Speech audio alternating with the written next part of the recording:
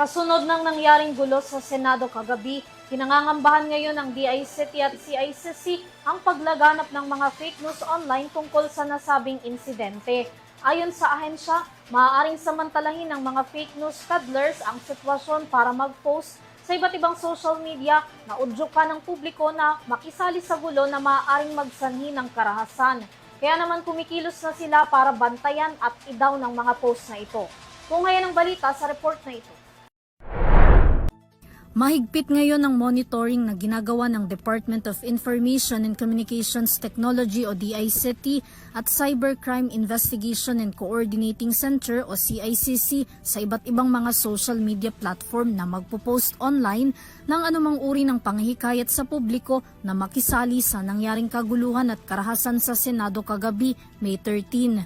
Ayon kay DICT Secretary Henry Aguda, sa mga kaparehong sitwasyon dapat na manaig ang responsableng pagbabahagi ng impormasyon online nang hindi na makadaragdag pa sa tensyon, gulo at isipin ng mga Pilipino.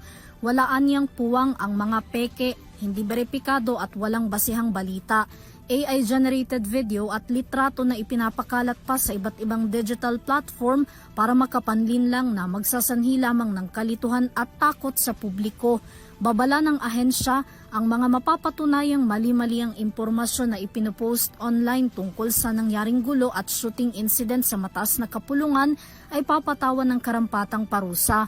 Patuloy naman daw silang nakaalerto sa pagbabantay hindi lang sa mga social media post kundi maging sa posibleng hacking incident lalo na sa mga ahensya ng gobyerno.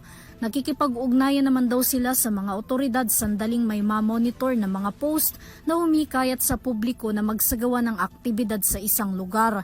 Agad din daw na nabubura sa mga social media platform ang mga post na labag sa community standards ng iba't ibang digital platform.